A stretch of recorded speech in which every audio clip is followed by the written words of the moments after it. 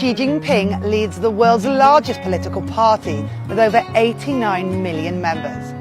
And at the opening of the 19th CPC National Congress, in a 3.5-hour, 33,000 Chinese character speech, he mapped out China's path for the next 3 decades. What are the theories and actions that will propel China into the future? This is Xinhua Special, and I'm Helen Bentley. For the past 5 years, China has contributed 30% to global growth and lifted over 60 million people out of poverty.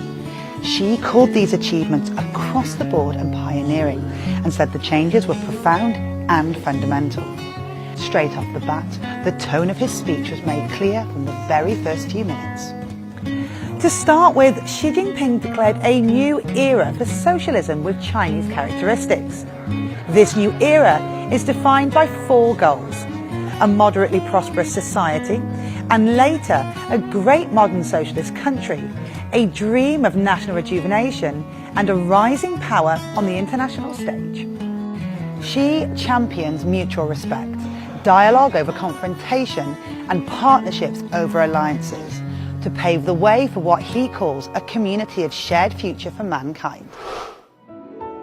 In terms of national security, the military must advance with the times.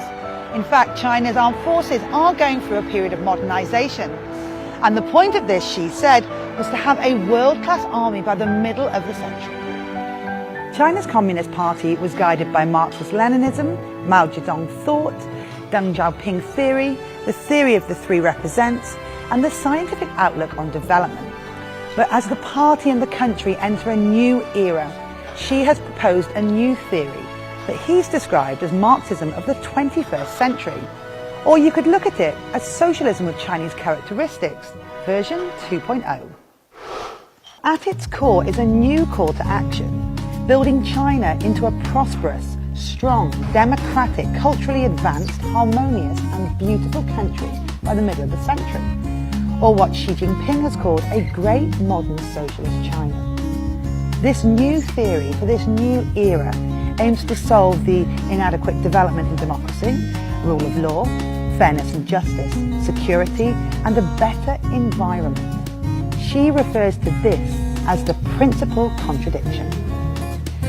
Warning that any harm that we inflict on the environment will come back to haunt us, Xi called for conservation across the board, no overexploitation, and low-carbon development.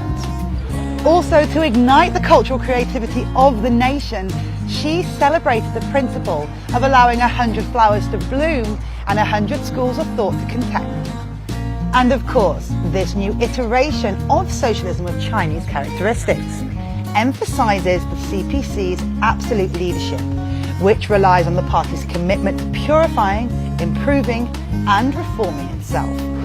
Xi said that the wheels of history roll on and the hesitant, apathetic or shy will not be looked upon kindly. Finally, Xi emphasized the role of the youth in achieving the ambitious goal of national rejuvenation.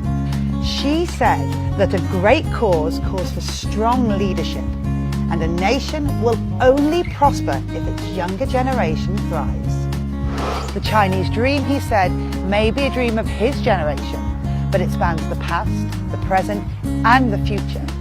And it will be handed down and continued by the youth of today. I'll see you next time.